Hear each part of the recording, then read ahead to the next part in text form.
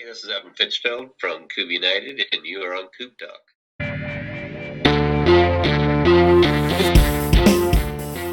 Hey, what's going on, everybody? This is Kubb Talk, episode 5. I'm Kyle, and today we will hear from Evan Fitzgerald of Kubb United. Um, this guy has played more Kubb than probably anybody else out there. Super knowledgeable, super friendly. So sit back, relax. This is Evan Fitzgerald. Hey, what's going on, Evan? How are you? Hey, good morning. I'm doing great. Enjoying this winter weather up here north. So, Yeah, you guys got snow, or is it just crazy cold? here's more snow. I know we haven't got nowhere near as much as some of the guys up in Minnesota and further up in Wisconsin that I've seen. But yeah, we probably get about a good 6 inches up on the ground. So. Yeah, that would be a lot for Central Arkansas. We wouldn't know what to do with 6 inches of snow on the ground.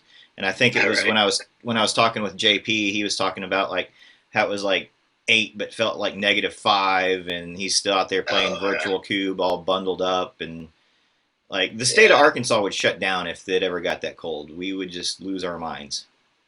Yeah. I lived in Columbia, Missouri for a couple of years, and yeah, if we had 1 inch, it would shut the city down. So yeah, it was. I'm sure it's even more so where you're at. Yeah. So. So speaking of all locations and whatnot, where are you from? Where are you at these days? So right now I live in South Beloit, Illinois. It's up northern Illinois, just right on the border of Wisconsin and in Illinois in the center. Originally from a small town called Belle Plaine, Iowa. So that's kind of eastern Iowa near Cedar Rapids. So, but yeah, we migrated this way. Nice. So how are you initially introduced to Cube? How long have you been playing? So it started 2011. My son was part of a Boy Scout troop who was doing the concession stand for the Swedish historical tournament that was in Rockford, Illinois. It was one Eric Anderson, his family started, and it was very early just to kind of sell help hot dogs, and the scoutmaster was looking for another player that day after one of the kids couldn't continue to play, and so I jumped out there and played in the tournament a bit, and that was really my first experience with Coupe. Yeah, that's awesome. How often do you get to play? I mean, if you look back from 2011, I think I was trying to count out. I mean, I probably played 130 tournaments between directing them and stuff over the years. Wow. I got to play in 10 different states, 3 different countries now, and then. But right now, it's pretty much I just play at tournaments. I don't really out in the backyard practicing or as active locally as what we used to. But yeah, I probably still make a good 10 plus tournaments a year right now. So, Yeah, that's awesome. What countries have you played in? so Canada, my wife and I went up and played in the first Canadian national tournament up Hmm. there. And then Belgium. I played in Belgium twice. This year, I'm scheduled to play in Germany at the European Coupe Championships. Chris Jones, J.R. Hersha, and I are going to put together a team from the U.S. and see what we can do up there. So Nice, that's awesome. Where in Germany is that going to be at? it's I think they pronounce it Wismar. Starts with a W, Wismar. It's north. It'd be north, I guess northwest part of Germany. Okay. It's near Rostock, Hamburg, that type of area. But it's a town on the sea up there. It looks like Mm. it's a really beautiful area. We're really excited to go check it out. Yeah, that's awesome. It seems like Cube is really kind of taken off in Germany, and it's fun watching some of their videos. I've seen some tournaments on YouTube, and like everybody's just kind of. It seems a little bit rowdier than what it is here in the U.S. Almost like everybody's just kind of standing around drinking, beer and really getting into it, and then Yeah, I can't remember where it was, if it was Germany or somewhere else where they have like a barn that several people are playing in that like they purposely built for like a Kub loft. It was just like that would be awesome. yeah, they do some pretty. When you look at like Switzerland, Belgium, Germany, I'd say those areas. Some of the videos that come out of there, they're definitely pretty passionate. I got to play in Belgium last year. I went back to this tournament that I'd been to a few years before that, The level of play is just off the charts right now. Those guys are pretty impressive what they can do. So yeah, no, it's you can definitely see it's a really big thing there now. And this European Championships I love just because it's like, especially those three countries kind of getting together. And I know Sweden was part of it. Now they've added Spain, and they all come together and kind of worked out the rule sets and format. And they're really passionate about this tournament. So I'm really stoked to see what that's going to be all about. Yeah. Did you guys have to qualify for that somehow, or is it like an open entry? It's open entry. They the original, there was a European Championships that was quite a few years ago with Josh Feathers and Chris Hodges, and I had tried to get into it. They wouldn't allow any U.S. teams, but with this new organization, the new format, they were really excited to have us. They're calling it the European Championships. It's open to other countries. I think there's some things like we couldn't be considered the European Championship. Fine, but we also would be eligible for their the European Cup, which is where they take the top players from all the 1v1s and form the 6-player team. But it's going to be such an awesome experience that I'm not too worried about those things. Yeah. How is the game played, or like what are the minor differences between over there and here? Like, I know several people, I think it was Chris Jones, was talking about maybe the size and the shapes even of like the batons, and any differences in rules. Yeah, so so for the size and shape, like the tournaments, when I was in Belgium, I would say that they used the same size of blocks, and like that. The weights were similar. Mm-hmm. And I don't know if it's common, but like the sets we used had a lot of variation though in width, and I think it was just because they came from different manufacturers and been mixed up. So I don't know if some tournaments that, but I know in Belgium they use the dimensions we use. I've heard Germany has a lot of tournaments where they use some of those smaller sets that you see like or in the United States, but I also understand they're trying. It's obviously a big financial thing when you got 60 Coupes right to convert over to the larger size, but the direction has definitely moved more to the the type of dimensions that we do. There's similarities. So, but yeah, rule sets are. It's kind of interesting. Is like if you follow like with what we have in the Kubb United, what we use for U.S. Open, very similar. Everything's done in. They've adopted the neighbor rule, which I love. So it's pretty cool to see that there's influences from the U.S. that have made it over to really what's being adopted over in Europe. So the one thing that I saw that they're moving to is instead of a 45-degree rule, they use a 30-degree rule on the batons. But to me, that's not a big difference. But I'd say it's pretty interesting that their rule set similar to what you put in. Which is cool. So I saw like with the European Championships, they're going from instead of 45 degrees, they're using 30 degrees. So that's not a big difference because ideally, we always try to throw vertical as possible. So that part doesn't change. But one thing I was going to explain is the way you stand up the blocks. Mm-hmm. There's one thing I do like a lot is right now we have the limit. You can only shunt a block if you can't go the other way because it's out of bounds. They allow the defense to choose, if you can shunt, even if you do have an open spot.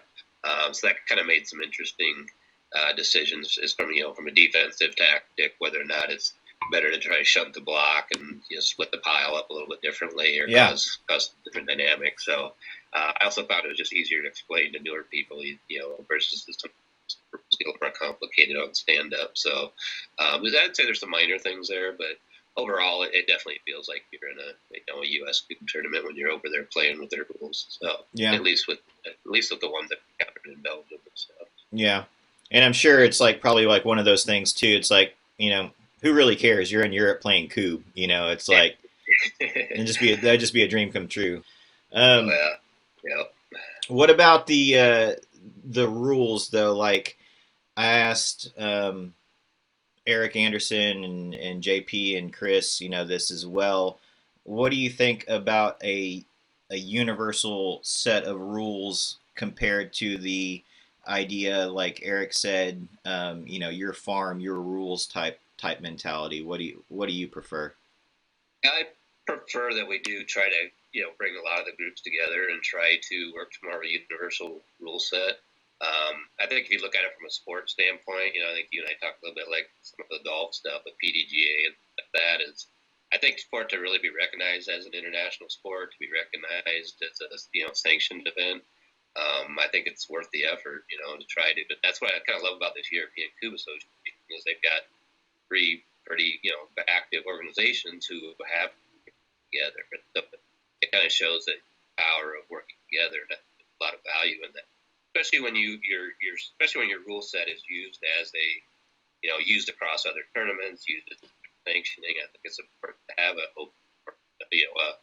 process that you try to establish particular rules. I think that's healthy for the growth of the sport. Certainly, if you're playing in your backyard, you're playing a small tournament, you want to try some different things, and you want to have that, backyard rule mentality, that's great. But I think from a national growing the sport, trying to sanction things, if we really want to grow this and do some cool things with it, I think it's important to try to work together and not just you just say, hey, this is my backyard and this is what you're going to do. Right. So, yeah. So is that what kind of spawned KubbUnited.com? How did that come about, and when did that come about? That's it was about, when did we start? 2015, I believe.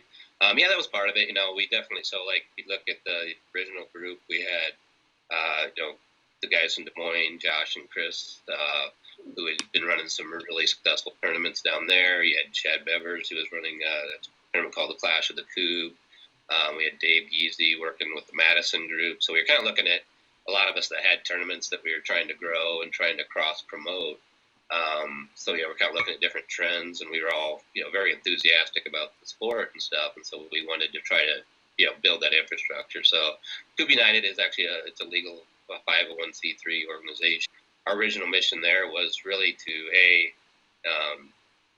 try to start building tool sets or try to build things where we can help more enthusiastic people around the country as they're putting events. Actually, the group there in LA, John Pedersen's probably a good example. When they were just getting started, we reached out to them. We talked about how we ran tournaments. Chris Hodge and I actually went out there and played in the first one and did a clinic for those guys. So, that was really our goal is to help grow the sport and help people who are enthusiastic and want to start tournaments. And so, so that was really how we started. And then, one of our other missions then was just to start up a second major tournament, and it's obviously probably, there's some major tournaments, especially when you look at the low pit out there. But, that was one of our goals, was to say, hey, try to do this where you're starting bringing people in from different parts of the country and have these discussions on rules and try to grow the sport as well. We took at it, we really look at it as try to say, hey, this is a competitive sport, it's something really cool.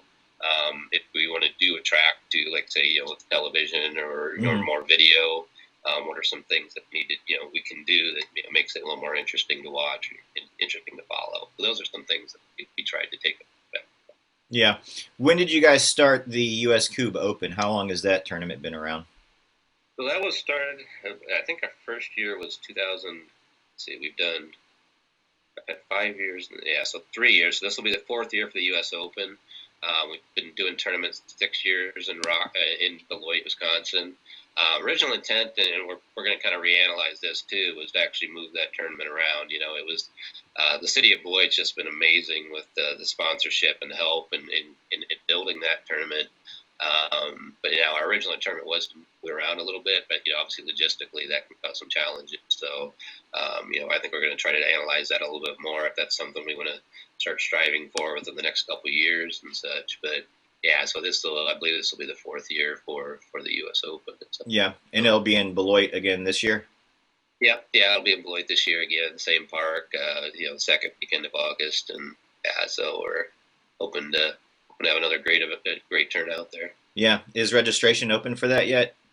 No, not yet. I think right now as a group we're trying to, we'll kind of try to reorganize here with the Super Bowl, I guess, coming up today. Yeah. I know Josh and Chris are very enthusiastic Kansas City Chiefs fans, so I'm from the space to enjoy their moment. And hopefully by the time people hear this, they'll, I guess we'll know one way or another how happy those guys are. But yeah. I think we'll kind of regroup after this and then try to start organization Yeah. for a little bit better. Well, I like that idea of moving it around. That sounds awesome. That would be cool to see. And I'll just go ahead and throw out Central Arkansas if you guys ever want to move it down here, and we'd love to host that tournament down here. Yeah, no, yeah, we'd love that. Yeah, that's part of it. You kind of need a good local group. Especially if part of it.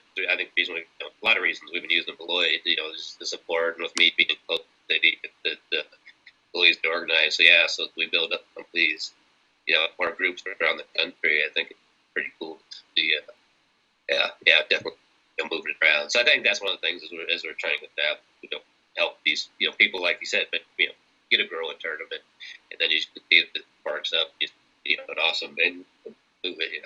We'd be more than happy to kind of look at that type of option. So yeah, hopefully it happens. I'd love to see it happen. Yeah, that'd be cool. So how did you guys get the Fox Sports coverage? How did that all work out? That was huge. I remember sitting, I didn't get to see. I guess it was aired on one of the local affiliates, so I wasn't able to watch it live per se. But I did go back and watch it on YouTube, and that was just fun. How did that all work out?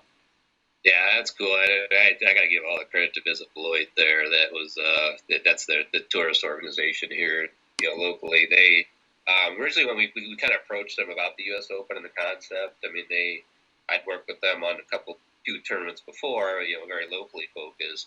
And then as we get Kubb United started, hey, we see Beloit as probably the best place to launch this idea. We talked to them about, hey, eventually, this is something we thought would be really cool to be on television. And I remember after the second U.S. Open, I think it was the first time the director of Visit Beloit had actually been out there. He played with his wife, and he came up to me after the tournament. And he's like, "Oh, this would be awesome on TV," And I think he saw it as an opportunity to promote Beloit as well. So they put the money in the budget. They helped us out. They coordinated. They made the contacts, and they made it happen. So, yeah, a guy named Celestino Raffini is the director, and then Matt Bozen, who's been my local contact with them for years. They really put the effort and work in and coordinated it. So, yeah, definitely all the thanks to those guys, because that was a really special experience for us. Yeah, that was neat. Do you know off the top of your head? I'm sure it's still on YouTube, but do you know where people can find it if they haven't seen it? Yeah, if you go to the Kubb United, I'm sorry, it's on the Visit Beloit. If you go to the Visit Beloit channel, their channel, it's still out there. Yeah, look up U.S. Coupe Open. I'm pretty sure it's out there, and it's the actual broadcast. Yeah. And so that was pretty cool. Yeah, I remember. Yeah, in one moment I'll share. I remember like Chris Hodges and I, we were doing. They were doing the audio recording, so we went into Madison where we sat down with after they'd done the post production, and we walk in and they had this huge video screen up there, and all this that Fox Sport, that the intro came on, and I just had chills because like, oh God, I can't believe this would actually happen. Oh man. Yeah, so when you watch the video and you see that initial, we are Fox Sports or however that is, it's a really chilling moment when that came on the big screen and you kind of realize that, hey, this is really going to happen. Yeah. So, yeah, that was a lot of fun. So. Yeah, that's awesome. Yeah, I can't imagine that'd be so cool. Yeah, that'd be great. So, Yeah. what's your strength? What's your role as far as tournament play goes, and when you guys play together? What's your role? I'd say, like when you kind of look back at the early years, it was one of the things where you practice in the backyard and you're doing the drilling over and over again, so that became a very strong blaster. But then over time, I love to play 1v1. So then I realized you had to kind of build all the skills. So yeah, it really depends on the team makeup. I'd say one of my strengths is that I'm very versatile in every role. Yeah. I've had to learn how to become a strong 8-meter player. I've had to learn how to, so if it feels like our team makeup is better, if I need to be the driller, if they feel like I'm the best on that, or, I'm very versatile. I think I fit in with almost anyone because I can plug a lot of those roles. I don't want to be too cocky, but I think I'm really strong at each of the skill sets there. A lot of it's just being mentally flexible to work with the team. And, sometimes people are like, I just feel really comfortable 8-meter. Like, okay, I'll work on the short meter throws. But I guess if you had a real strength, I would say I'm a very strong 4-meter player, whether it's blasting or picking up shots or some of the tough doubles. I mean, those are things that I kind of love to do. So, that's yeah. So don't know if I would say as a weakness as a skilled player. Probably the biggest weakness would be just staying mentally focused throughout the day. Yeah. Like that. Sometimes those tournaments can get pretty long, and as I've noticed, I don't know if it's just getting older. I've been to so many tournaments, but you kind of struggle to stay focused throughout the whole thing, and so those are things I have to keep reminding myself is, hey,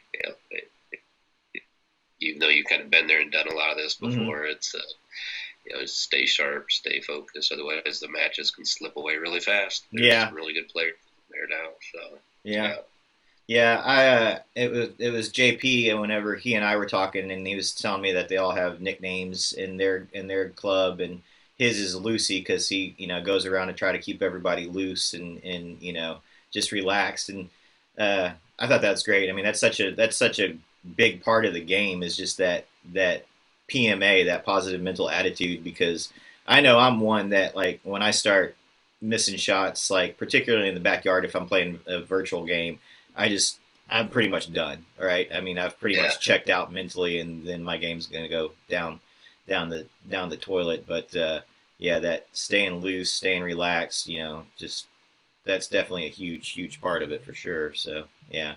yeah. That combination of staying loose and then turning it on the focus when you need it. Hmm. That can be a real challenge sometimes. But yeah. JP's always a fun-loving guy, and yeah, it's always fun to see how he keeps things loose out there. Yeah. So going back to the topic of John and the West Coast Coupe Championship, you and your wife won that this last year, correct?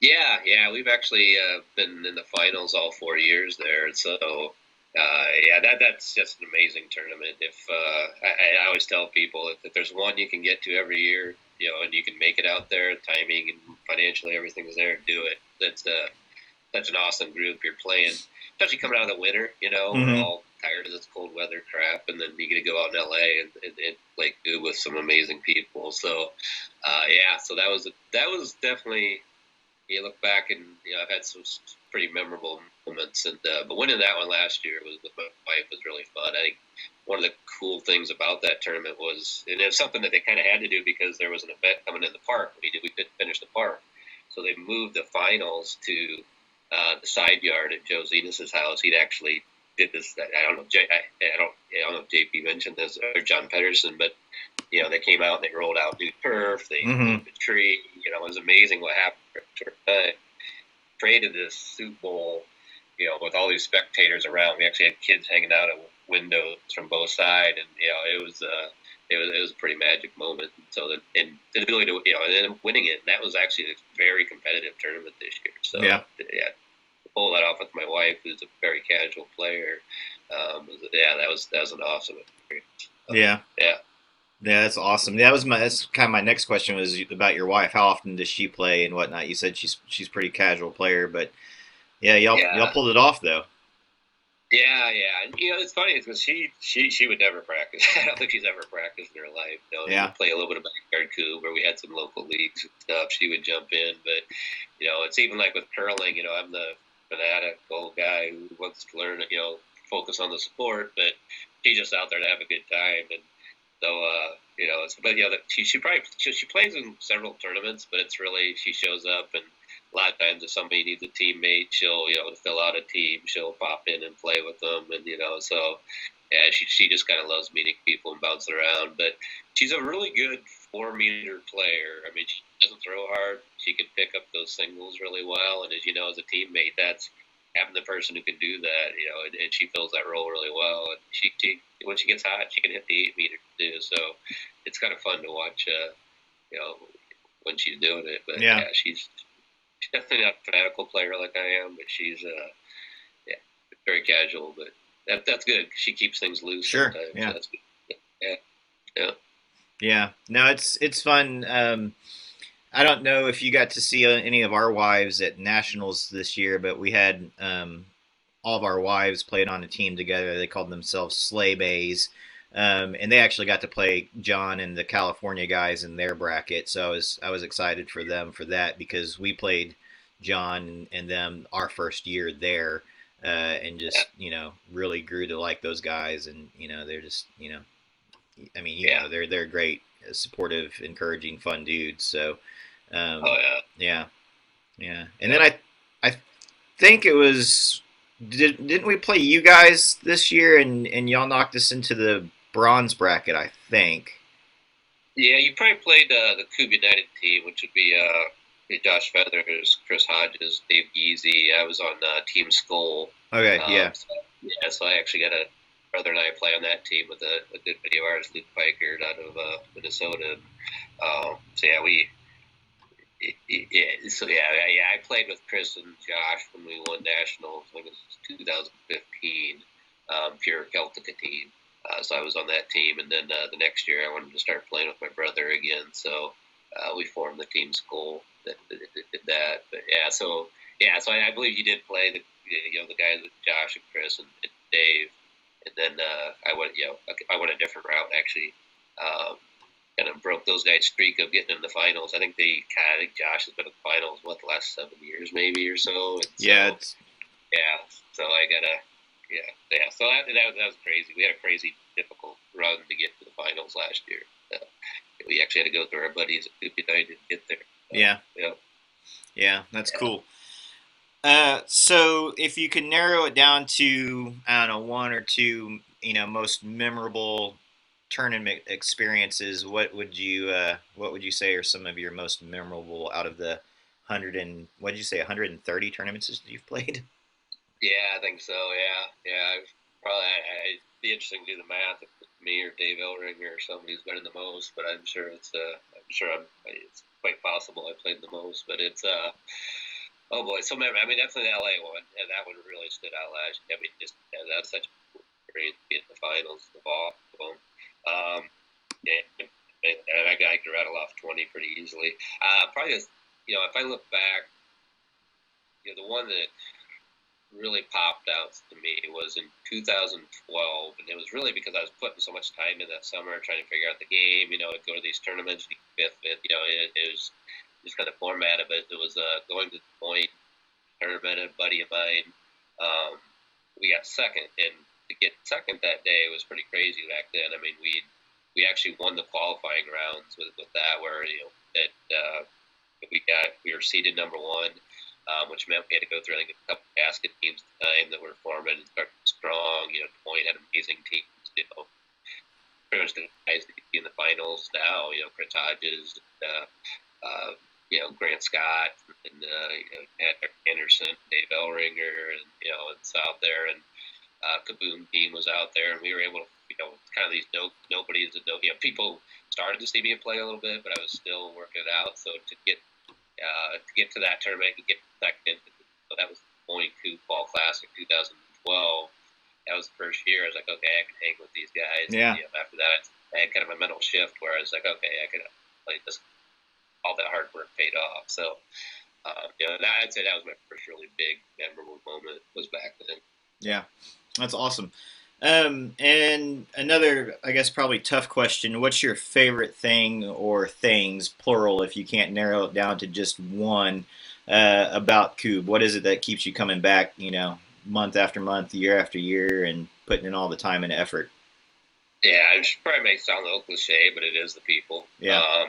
When I was up in Appleton last week with, they had the indoor sand tournament up there that Matt Green's been playing, and it's guys like Matt Green that they got such awesome attitudes. They're fun to hang out with. I got to see Joe Hership, Bill Dickinson. Over these years, I've met so many friends, and it's those guys, and that's kind of like when we started Kubb United. It was to find those type of people who are enthusiastic about the sport and how we can help them and how we can, kind of help promote things. And, I think that's really what drove me, kept me, helped me fall in love with the sport early on, and it's still today. But I look forward to the most.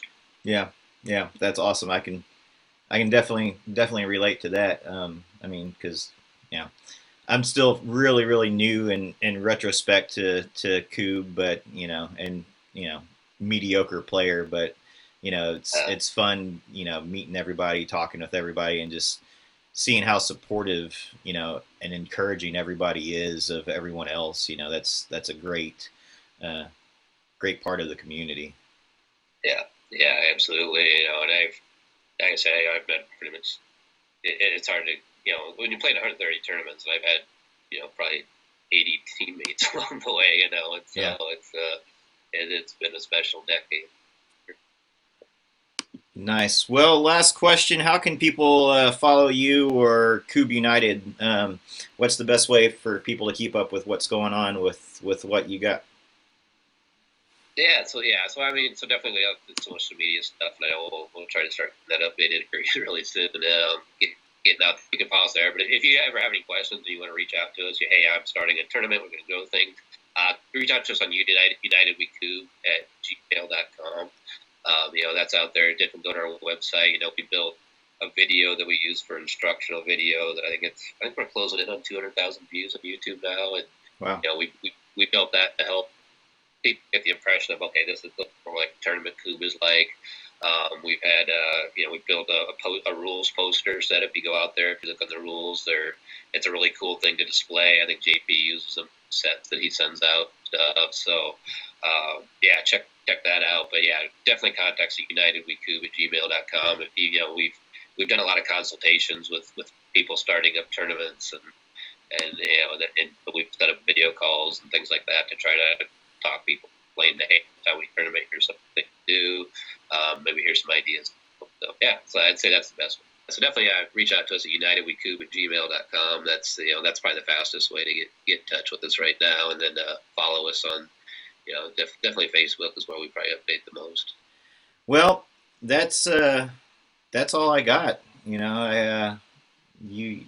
nailed it. So I appreciate your time and just all the effort and time that you put into the game, and trying to teach as many people to play as you can, and what you guys at Kubb United are doing. And look forward to seeing you again.